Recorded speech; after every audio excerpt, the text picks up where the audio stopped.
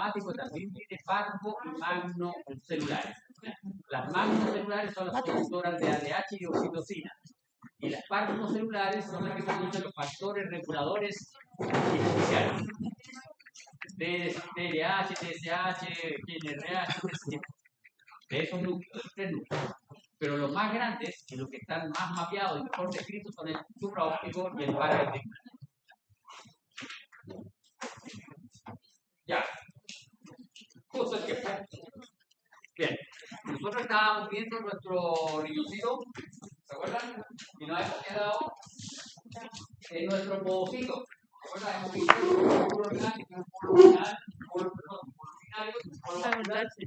El binario era donde se iniciaba el sistema tubular. Y este es el túbulo proximal que está al inicio del corpus. Este es el polo vascular por donde penetra la arteriola aferente y sale la arteriola eferente. ¿No?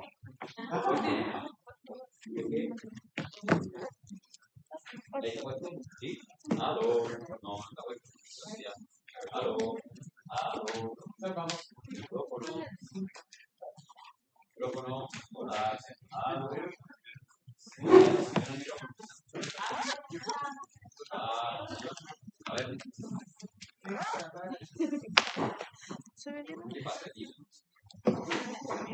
Llaman al micrófono, Yo le dije que no hay que estar confiando con el micrófono. ¿Aló? ¿Y el delegado?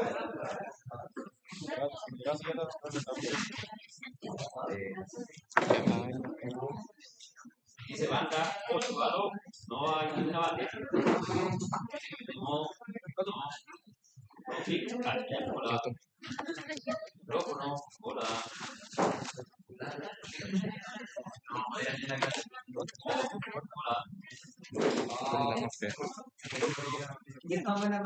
Bueno, se ha hecho la venta del micrófono, así que se queda en silencio y vamos a hacer la clase sin micrófono. ¿Hasta cuándo? Silencio. Mati. No entendí la fecha que me mandaron, me dijeron no sé qué día. Sí, eso quedó para el martes 20 y algo, ¿no?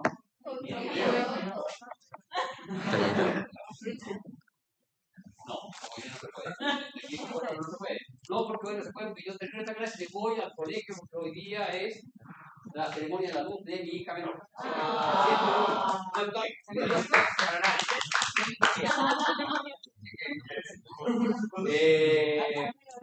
Voy a volver a revisar tu correo hoy en la noche y programar. Porque el jueves tampoco puedo.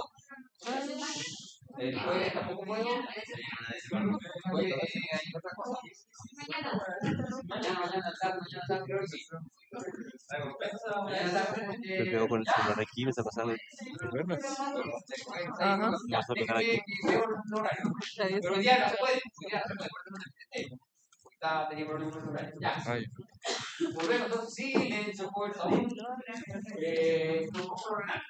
Teníamos la nefrona, habíamos dicho que nuestra nefrona, por cierto, nuestra nefrona tiene un sistema tubular, y ese sistema tubular está asociado al corpúsculo. Entonces, la nefrona es un corpúsculo y un sistema de túbulos proximal hacia el distal. Y la nefrona portal tiene en el corpúsculo un polo vascular que es en la zona del corpúsculo donde penetran los vasos sanguíneos, por aquí penetran los vasos sanguíneos y salen también los vasos sanguíneos, y un polo urinario que es donde se inicia el sistema tubular. ¿Por qué razón? Porque aquí los podocitos y los capilares filtran, el filtrado primario sale a este espacio, se continúa con este espacio, hay todo un continuo acá, y este es el espacio urinario. Y aquí está el filtrado primario, pero este filtrado primario es isomolar en cuanto a azúcar, en cuanto a vitaminas, en cuanto a electrolitos respecto de la sangre. Entonces, nosotros no podemos perder todos esos electrolitos, azúcar, esas vitaminas, tenemos que recuperarlas. Y este sistema tubular, que está aquí, todo ese sistema tubular, la función es recuperar esos electrolitos y también recuperar agua. Porque nosotros lo mencionamos, creo, nuestro riñón filtra 180 litros de sangre al día. Nosotros tenemos 4,5 litros, 5 litros, por lo tanto, tiene que haber un sistema de recuperar agua, si no la cosa se duraría como media hora y no en esta estructura que es el glomérulo renal, ustedes observan con cuidado, hay células que tienen un citoplasma pobremente eosinófilo, un núcleo grande, ovoideo, eucromatítico. Estas células están asociadas a estos capilares penetrales. Profe, ¿cuánto filtraba? 180 litros. Ya, Y entonces, nosotros tenemos acá, hay una célula que está asociada a estos podocitos y a los capilares, que es una célula de núcleo ovoideo heterocromatítico y citoplasma eosinófilo. Esta célula es la célula mesangial intraglomerular. La célula mesangial lo que hace es dar soporte estructural al glomérulo. El glomérulo es la distribución espacial funcional que se establece entre los podocitos y los capilares sanguíneos. Cualquier elemento que entre desde los capilares sanguíneos hacia este espacio puede ser fagocitado por las células mesangiales intraglomerulares.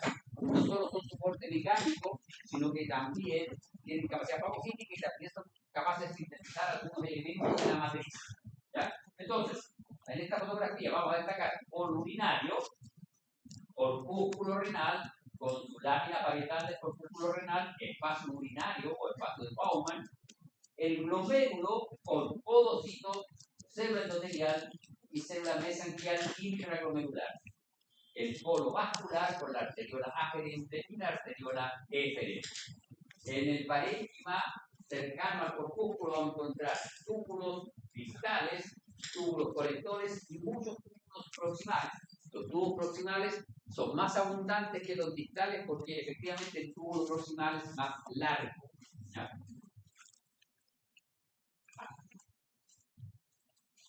Bien, y acá está nuestro glomérulo. Capa visceral de la cápsula de Bowman, podocitos. Esta es la imagen de histología, corte teñido con hematocina eosina. Y esta es la imagen de microscopía electrónica de Barrino, donde ustedes pueden ver, este es nuestro corpúsculo, este es el espacio urinario y este es el glomérulo. Con mayor aumento comprobamos que nuestros podocitos son células grandes que tienen prolongaciones citoplasmáticas de primer, segundo y tercer orden. Las prolongaciones de tercer orden se interdigitan entre dos podocitos y generan las hendiduras de filtración. ¿Ya? Y estas prolongaciones citoplasmáticas se llaman pericelos. Y entre ellos quedan espacios de 30 a 40 nanómetros que son las hendiduras de filtración. Las hendiduras de filtración se recubren con un diafragma de la hendidura. Entre pericelo y pericelo hay un diafragma de hendidura que son proteínas bien particulares, bien especiales, que están localizadas ahí. Esta es la imagen. Acá tenemos nuestro podocito, nuestro capilar. Los procesos que tienen Sí, sí. Entonces tenemos acá nuestro capilar, y ahí está. No sé si se alcanzan a ver, que tiene unas pequeñas como hendiduras. Esas son nuestras penetradas. Y acá por fuera están los pericelos. Aquí no se ve muy bien, la imagen de Barril. Esta es la misma imagen, pero analizada con microscopía electrónica de transmisión. Este es nuestro capilar. Ahí está la membrana del capilar. Se fijan que tiene una zona más delgaditas. Esas son las fenestras. Y por fuera, el podocito, y ahí están los pedicelos del podocito. Ustedes pueden ver que son prolongaciones de calidad del citoplasma y están todas a la misma distancia. ¿Fijan? Ahora, esta estructura está aquí, la vemos acá con mayor aumento. Tenemos lumen del capilar sanguíneo, membrana de la célula endotelial, y ahí hay una fenestra. ¿Se fijan? Tiene un diafragma de fenestra. Y aquí están las membranas basales fusionadas de los podocitos. Los podocitos es una cubierta epitelial. Y el endotelio es un epitelio. Entonces acá están las dos membranas basales fusionadas. Y se genera una línea menos electrondensa, otra línea menos electrondensa, y al medio hay una zona fuertemente electrondensa. Y luego vemos los pericelos de los podocitos, en donde ustedes pueden ver que la distancia siempre es la misma, y en esa zona aparece una línea electrondensa, que es nuestra membrana de filtración de la hendidura. ¿Ya? Esta es la región proximal. Aquí comienza su trayectoria una glucosa que va a atravesar la barrera de filtración glomerular. Esto es la barrera de filtración glomerular. Por lo tanto, una glucosa que quiere salir desde el vaso sanguíneo tiene que atravesar la fenestra, tiene que atravesar esta zona de aquí que se llama lámina rara interna, tiene que atravesar la lámina densa y la lámina rara externa y luego atravesar la hendidura de filtración para llegar al espacio urinario. Este es el espacio urinario. Para llegar a este lugar tiene que atravesar todos estos elementos. Estos son los elementos de la barrera de filtración glomerular. Y aquí está. Este es el esquema de nuestra barrera de filtración glomerular. ¿Se fijan? Los capilares tienen las fenestras orientadas hacia donde están los podocitos. En cambio, la zona compacta, el núcleo, está orientado hacia donde están las células mesanquiales. Y acá está nuestra barrera de filtración. Acá está, esta es la luz del capilar. Ahí está la membrana del capilar. Las fenestras. Lámina rara interna, lámina densa, lámina rara externa. Pedicelo, ¿se siempre la misma distancia con la ranura de filtración, la membrana de la hendidura de filtración. Entonces, un elemento que quiere pasar desde la sangre hacia el espacio urinario, que es eso, tiene que atravesar todos estos elementos. Y vamos a ver que la barrera de filtración posee tres elementos: la célula endotelial, la lámina basal y la capa visceral de los podocitos. La lámina basal tiene una lámina rara interna que consiste de laminina, fibronectina, protoglucanos ricos en heparansulfato. Los protoglucanos ricos en heparansulfato generan una carga neta negativa. Entonces, en esta zona de aquí hay carga neta negativa. Por lo tanto, todos los elementos que tengan carga neta negativa y que estén presentes en sangre van a ver dificultado su pasaje por la barrera de filtración glomerular. Entonces, la lámina rara interna establece un filtro por carga. La lámina densa tiene colágeno de tipo 4 y es bastante densa. Hay mucho colágeno de tipo 4. ¿Qué características tenía el colágeno de tipo 4? Aparte de estar en la membrana basal, no formaba haces de fibra, formaba redes. Y si hay mucho, aquí se forma una red bien densa, básicamente un filtro, un tamiz. Por lo tanto, la lámina densa lo que hace es presentar un filtro por tamaño. La lámina densa filtra por tamaño. Y la porosidad que queda entre las láminas de colágeno, o las fibras de colágeno, permite el pasaje libre de proteínas con un peso molecular bajo el de la albúmina, más o menos 66 kilodalton. Todas las proteínas de bajo 66 kilodalton pasan la barrera de filtración glomerular. Las que están sobre los 66 kilodalton no pasan la barrera de filtración glomerular. ¿Ya? Es decir, la insulina pasa la barrera de filtración glomerular, la insulina tiene como 30.000 kilodalton. ¿Ya? 30 kilodalton, no 30.000, 30 kilodalton. Y luego tenemos la lámina visceral de la cápsula de Bowman, que son los podocitos que tenemos acá en la insulina. Esta zona de aquí también tiene carga neta negativa. Entonces, esa zona de ahí también forma un filtro por carga.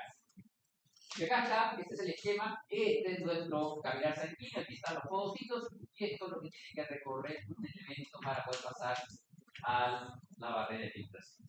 En este caso, hay una inmunohistoquímica para los protoglucanos, y nosotros podemos detectar en rojo los protoglucanos de tipo heparansulfato y verde los protoglucanos con sulfato. Ustedes se fijan, acá hay sulfato y acá hay preferentemente heparansulfato.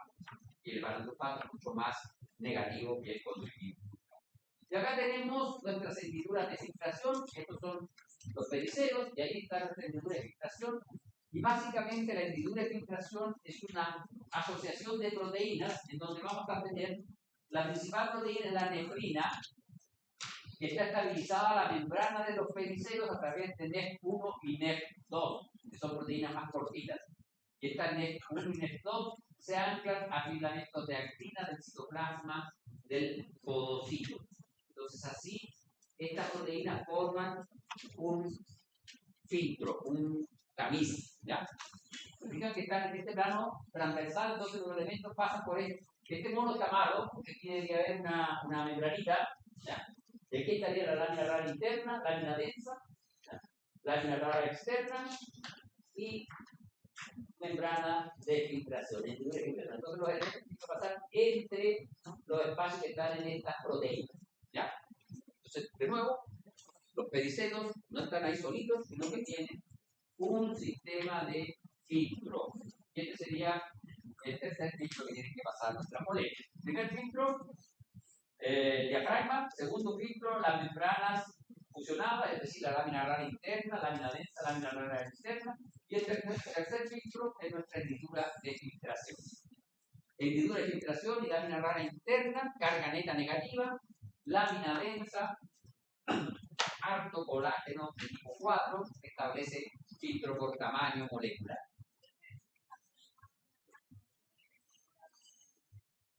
¿A cuál lado? ¿Al lado del capilar? No, mi niña, porque está la membrana del endotelio. Para que se hagan una idea, esto se dibuja así. Nosotros tenemos la célula endotelial.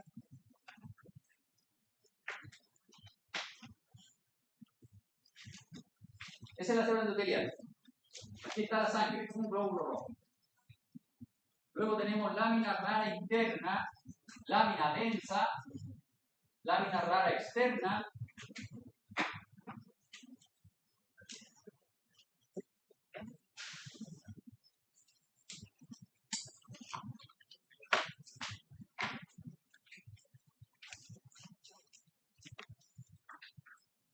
esto es. Entonces, membrana del endotelio o penestra, rara interna, densa, rara externa, hendidura de filtración por las nefrinas. ¿Ya? Si tú le pones las cargas acá, la carga neta negativa, carga neta negativa, y esto es tamaño molecular. Kilodalton. ¿Ya?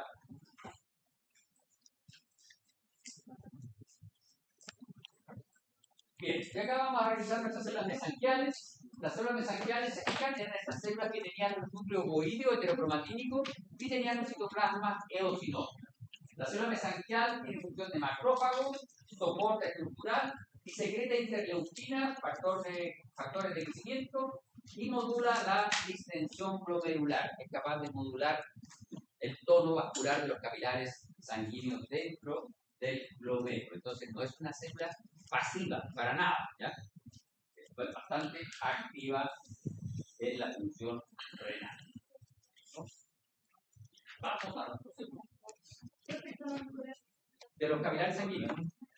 Si son capilares que no tienen podocitos, no tienen un pericito, tienen podocitos, no pericitos.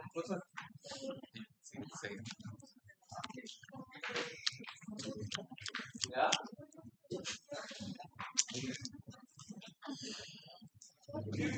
Sí. Lo que pasa a ver, es que los colágenos nunca están solitos. De hecho, cuando vimos la clase de colágeno, en una de las diapositivas había un ejemplo de colágeno de tipo 2, y tú veías que el colágeno de tipo 2 tenía intercalado colágeno 7 y colágeno 12. No hay, hasta donde yo sé, ningún texto que tenga un solo tipo de colágeno. Siempre hay más colágeno. Entonces, el más abundante es el colágeno 4, y por eso yo solo hago referencia al colágeno 4. Pero hay trazas de otros colágenos. ¿Ya? No está solito. Yo digo que es rico en colágeno 4, que el principal es colágeno 4, pero no solo hay colágeno 4. Bien, eso era lo que teníamos que saber nosotros de nuestro corpúsculo. Entonces, tenemos que tener clara la diferencia, los constituyentes de una nefrona. Luego, la diferencia entre un corpúsculo renal y un glomérulo renal. ¿Cuál era la diferencia? ¿Cuál es la diferencia entre un glomérulo y un corpúsculo renal?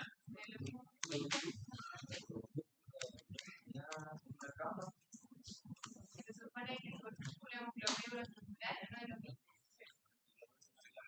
El corpúsculo renal es toda la estructura y el glomérulo es solo la lámina visceral del corpúsculo renal. El corpúsculo renal tiene una lámina parietal, que es la lámina parietal de la cápsula de Bowman, que es el epitelio plano.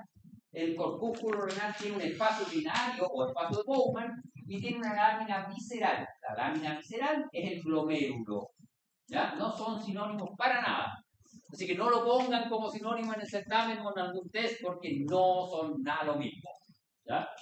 Bien, vamos a revisar ahora los tubos. Dijimos que nuestra nefrona tenía un tubo proximal, un ACL y un tubo distal. La nefrona no tiene tubo colector. Como su nombre lo sugiere, el tubo colector colecta orina de varias nefronas. ¿Ya? El tubo colector colecta orina o colecta filtrado.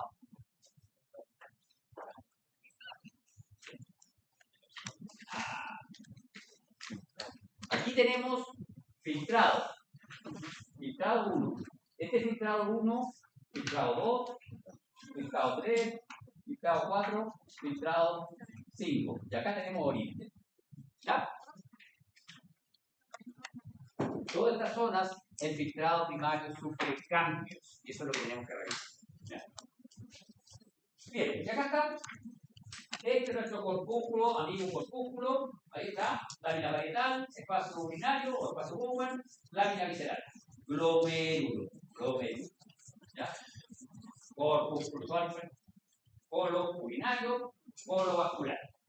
Y sistema tubular asociado, túbulo proximal, ¿se fijan? Epitelio cúbico a cúbico alto con microvellosidades muy desarrolladas, núcleo central relativamente eocromatítico y el citoplasma muy eosinófilo. Túbulo distal, cúbico a cúbico bajo con microvellosidades más pequeñas, el núcleo sigue siendo central eocromatítico. Citoplasma menos eosinófilo.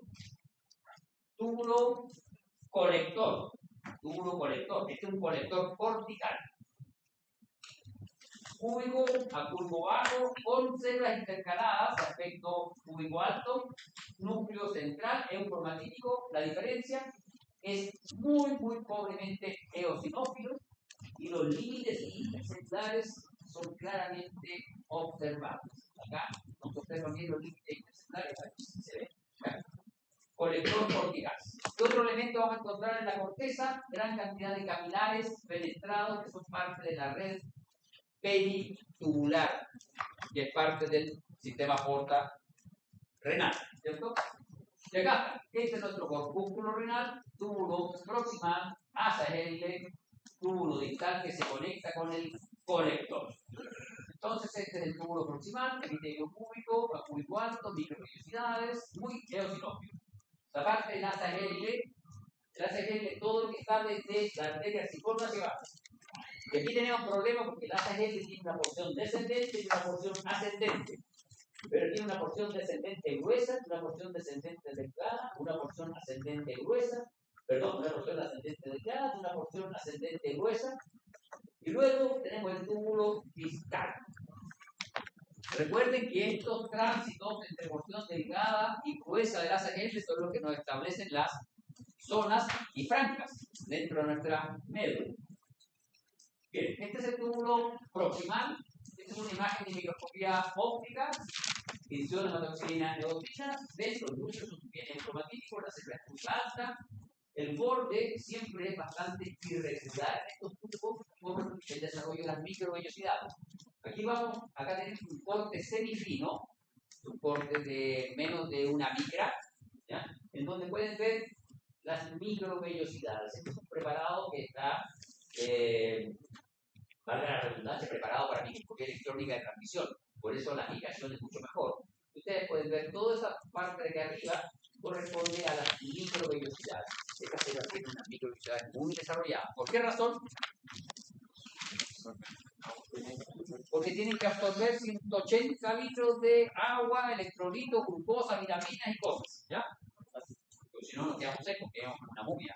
A las 3 horas de funcionamiento, somos una momia, seco. ¿Ya? Entonces tiene que tener microvellosidades. Y esta es la imagen de microscopía electrónica de transmisión con bajo aumento. Pueden ver las microvellosidades y el citoplasma. El citoplasma de estas células se ve gran cantidad de elementos acá, electrodendros. Y cuando uno hace un mayor aumento, puede comprobar que son mitocondrias. Entonces, estas células tienen gran cantidad de mitocondrias. Cuando dibujamos estas células, son bastante complejas en su dibujo porque estas células tienen este aspecto.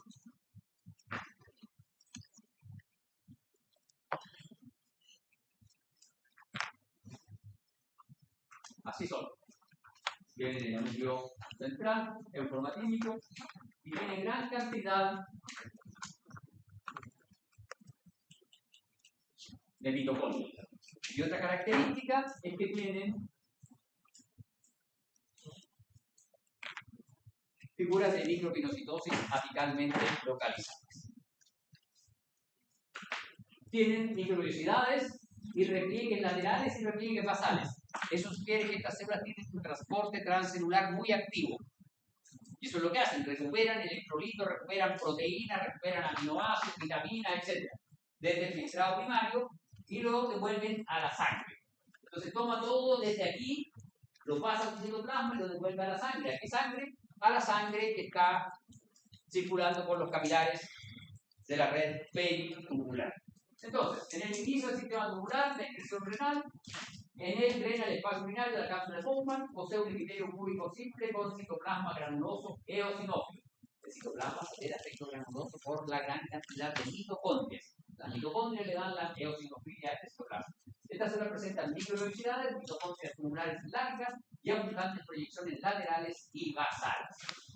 Consiste de dos porciones, la porción contorneada, que se denomina túbulo contorneado proximal, que se localiza cerca de los corpúsculos renales, y la parte recta que desciende junto con los rayos medulares hacia la médula. Y esta parte recta es la que se continúa con el asa de Henle, que establece el límite entre zona externa e interna de la médula. ¿Ya? ¿Se fijan? Acá tenemos, entonces tendríamos aquí, esta es la zona recta y esta es la zona contorneada de nuestro ángulo. Aquí hay una imagen de mayor aumento en donde nosotros podemos ver, vean el desarrollo de las microvellosidades, son hermosas las microvellosidades, pero lo que hay que destacar es esto de aquí. Todo eso son figuras de pinocitosis. Estas células absorben gran cantidad de elementos. Vean la cantidad de mitocondrias y los repliegues basales. Resulta que estas microvellosidades y estos fenómenos de microvellosidades no son homogéneos en toda la longitud del tubo. De tal manera que uno puede segmentar ese tubo en tres segmentos: el segmento S1, segmento S2 y segmento S3. El S1, las células son cúbicas altas con largas microvellosidades, un sistema de cabriolas intermicrovellosas o cananículos apicales muy desarrollados. Este es el sistema de cabriolas o cananículos intermicrovellosidades muy desarrollados. ¿Ya? El sistema de cananículos apicales está relacionado con el proceso de reabsorción de proteínas. Es decir, en el primer segmento del túbulo proximal es donde se reabsorben las proteínas. Todos los pelos.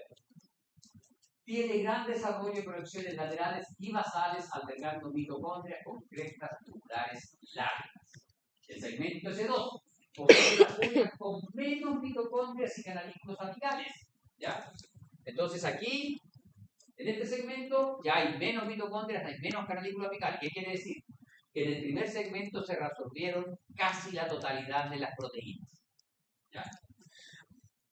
Y luego presenta menos proyecciones intercelulares. El segmento S3 posee células cúbicas bajas, presentan pocas mitocondrias y carecen de cananículos apicales.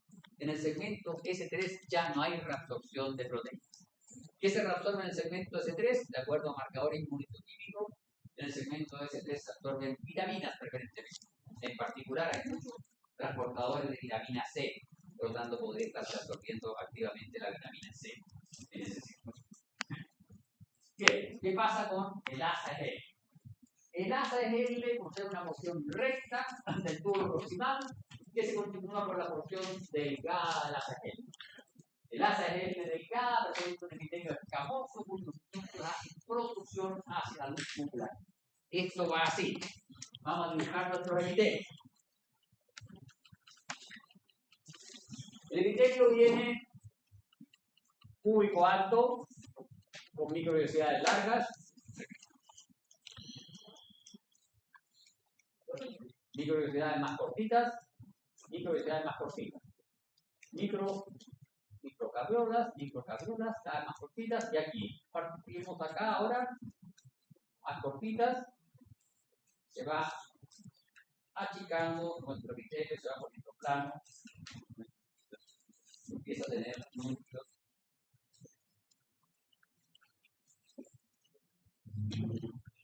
nosotros podemos ir segmentando nuestro músculo proximal. Y aquí vamos a poner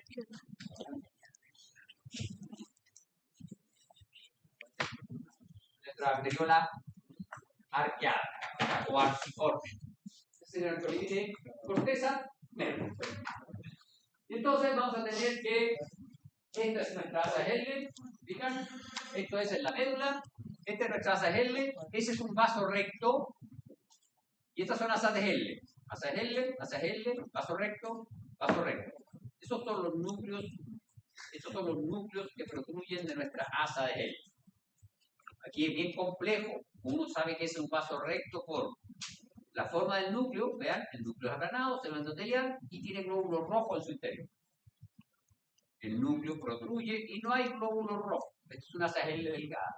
Esta es la zona de transición entre el túbulo proximal, porción recta, y asa L. Ahora, el problema es que en muchos textos consideran asa L toda la porción de la nefrona que está desde la arteriola arciforme hacia abajo. Por lo tanto, esta porción no se denomina porción recta del túbulo proximal, sino que se denomina porción gruesa descendente del asa de L. Lamentablemente para ustedes los libros de histología han hecho esta aclaración. ¿Por qué? Porque en los libros de fisiología esta porción aparece como porción gruesa descendente del asa L y esta es la porción delgada descendente del asa de L. ¿Ya? Entonces el asa L se inicia en el límite córtico-medular. Pero las características cuando uno describe el túbulo proximal, uno describe el túbulo proximal y lo describe como túbulo proximal a la porción gruesa descendente del asa L. Y se describe como porción recta del túbulo proximal, porción S3. Entonces, entre paréntesis, el S3 es la porción gruesa descendente del asa de L. ¿Ya? Porque si no, después en los libros de fisiología le van a decir porción gruesa descendente, porción delgada descendente del asa L, después no van a entender nada. Si en histología dijeron que era solo delgada. No, tiene doble límite. Las células asa L presentan en su superficie apical pocas microvellosidades pobremente desarrolladas. Tienen microvellosidades banales. ¿Recuerdan las microvellosidades banales? Las ramificadas y las propiamente tales, no. La función de asa L. Su parte descendente es muy permeable al agua y más o menos permeable a la urea. La parte descendente es muy permeable al agua.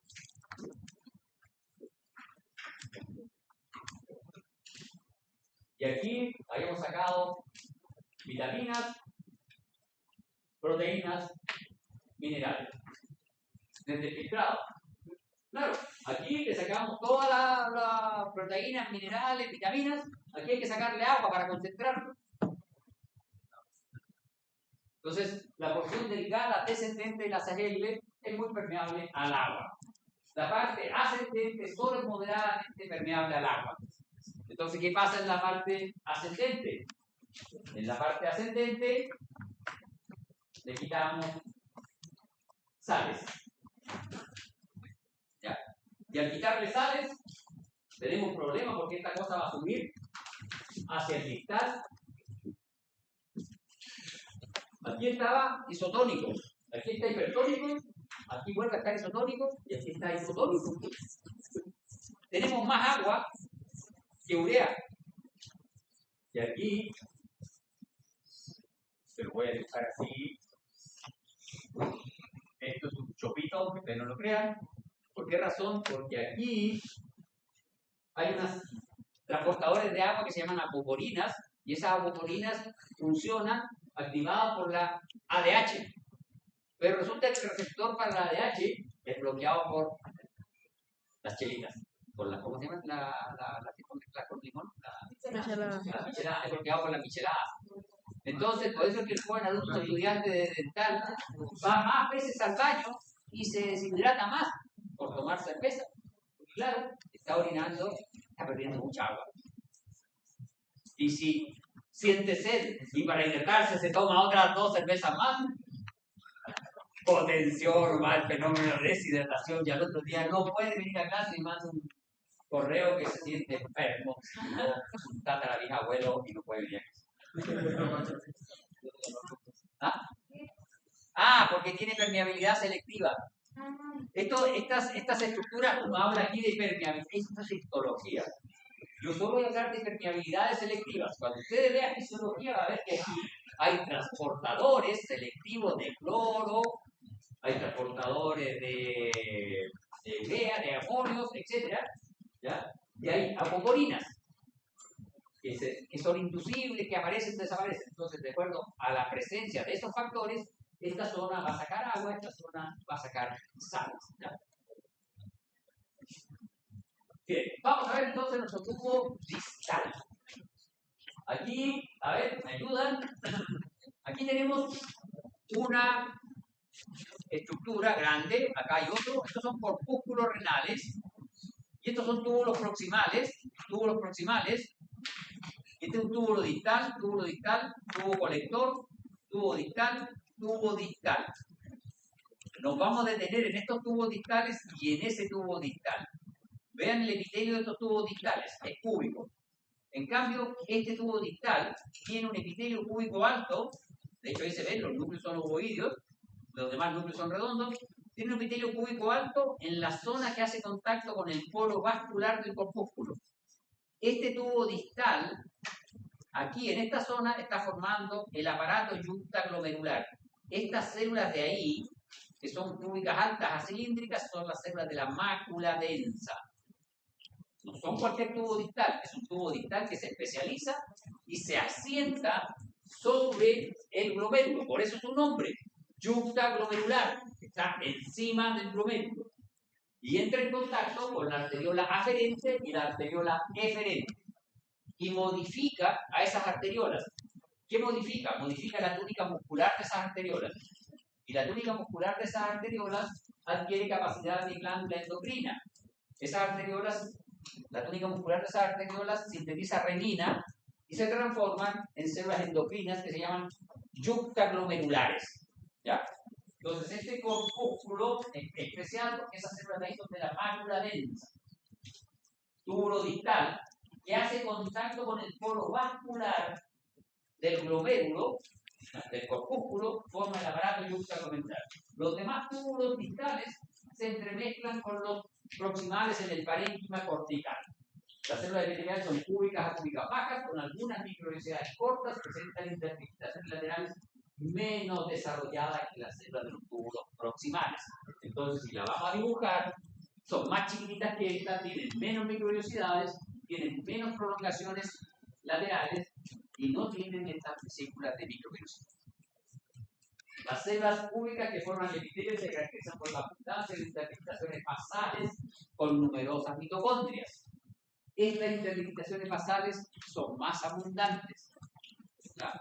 Estas desaparecen, estas se hacen más pequeñitas, dibujémosla aquí al lado. Vamos a dibujarla.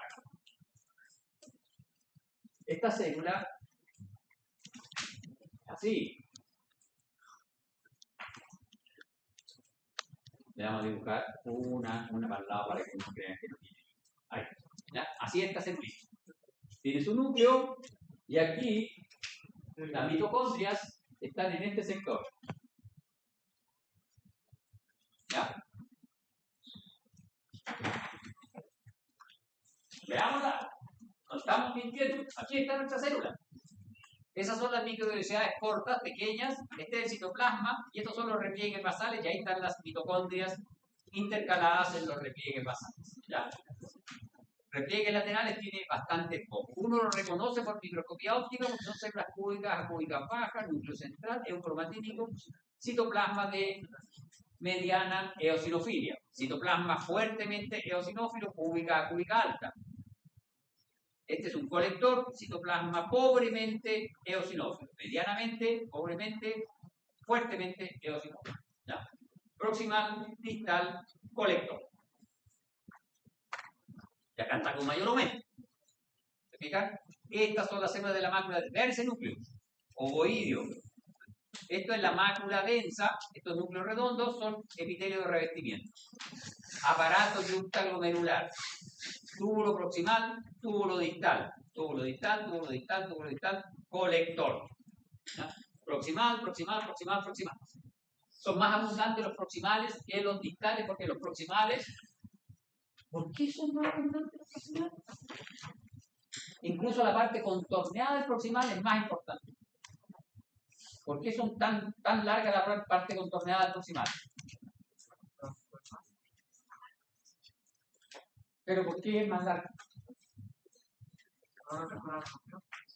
Claro. Si la parte proximal dijimos que resolvía las proteínas, los carbohidratos, los azúcares, tenemos que recuperar nuestra proteína. Recuerden, toda proteína por bajo 60 kilodalton pasa al filtrado primario, tenemos que recuperarla. Hay muchas proteínas, factores que nosotros necesitamos en nuestra sangre. Piensen, los transportadores inespecíficos de hormonas tiroideas, la TTR, pasa la barrera de filtración, hay que recuperarla, si no, nuestro hígado tendría que estar sintetizando todo a cada rato esas proteínas de nuevo. ¿Ya? Entonces hay que recuperar. Hay que recuperar, no podemos perder albúmina. ¿Por qué no podemos perder albúmina? La albúmina es un transportador inespecífico, pero establece, sí, es un transportador inespecífico, pero además como proteína establece concentración, regula la osmolaridad de nuestra sangre. Entonces, no podemos perder. Bien, el túbulo distal también tiene una parte recta y una parte contorneada. La parte recta se continúa con el extremo delgado ascendente del ACL. Este extremo también se denomina extremo grueso del ACL. ¿Ya? Entonces, esta parte de aquí del túbulo distal es la porción gruesa ascendente del asa de Henle. La parte contorneada, túbulo contorneado distal, corresponde a la sección más distal que finalmente hace contacto con el túbulo colector. Ahí. Esta región, al pasar cerca del polo vascular del promedio, se modifica y forma la mácula densa. Esa es la mácula densa. ¿Cuál es la característica de la célula de mácula densa? Adquieren capacidad de sensar los niveles de sodio y potasio que están presentes en el filtrado. ¿Qué está sorteando?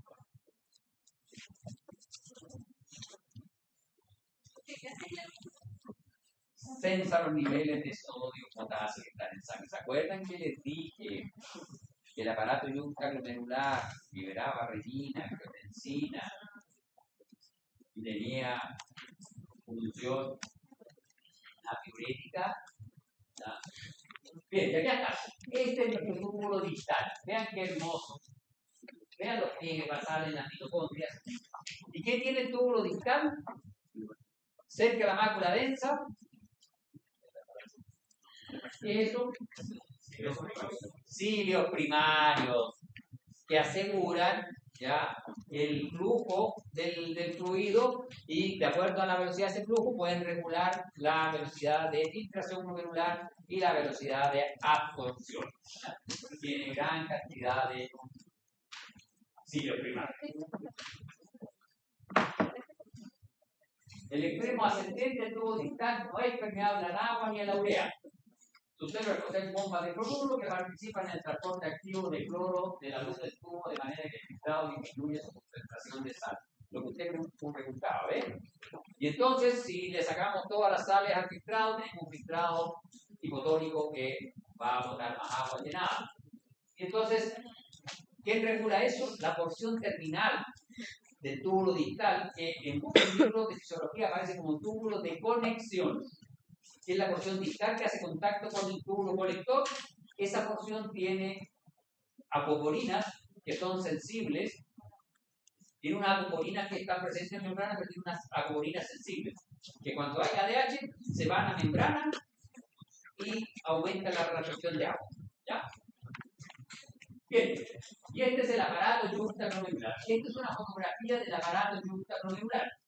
El aparato yunta-glomerular está constituido por la mácula densa, que son células especializadas del túbulo distal, y por las células yunta-glomerulares, que son células especializadas de la arteriola aferente y de la arteriola eferente.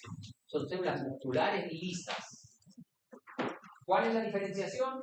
Adquieren capacidad de síntesis y secreción de renina. Aquí este cartón no está puesto al azar, sino que Las células yuxtaglomerulares de la arteriola aferente son más abundantes. Son más abundantes, son más grandes y tendrían mayor cantidad de renina. En cambio, en la arteriola eferente habría menos cantidad de células yuxtaglomerulares. Otro detalle interesante son estas células que están acá, que son las células mesanquiales extraglomerulares.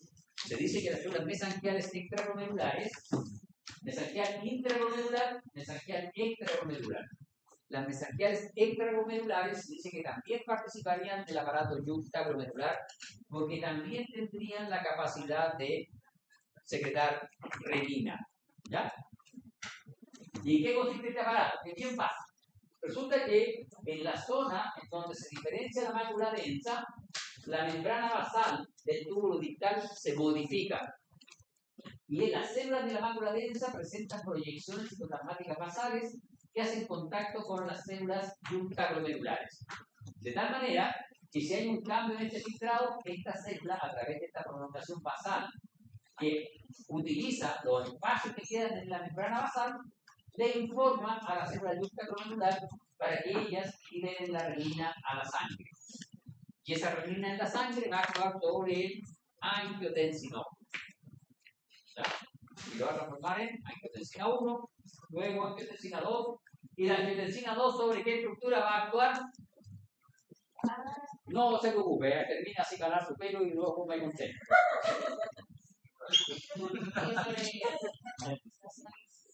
Tenemos 30 segundos, no se preocupe. ¿No sabe? ¿Cuál es la pregunta? La renina actúa sobre la angiotensina, angiotensinógeno, la angiotensinógeno, angiotensina 1, angiotensina 2. La pregunta es sobre qué zona, sobre qué estructura actúa la angiotensina 2. El práctico de endocrinos de este viernes, ¿no? Ya, ¿por quiénes son del grupo el viernes? Ustedes son del viernes, ¿no? Sí. Los viernes para hacer el práctico.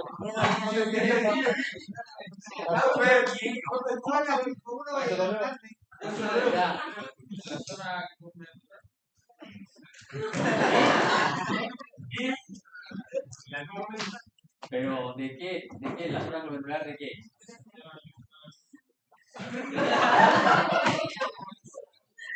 La zona glomerular de la corteza suprarrenal.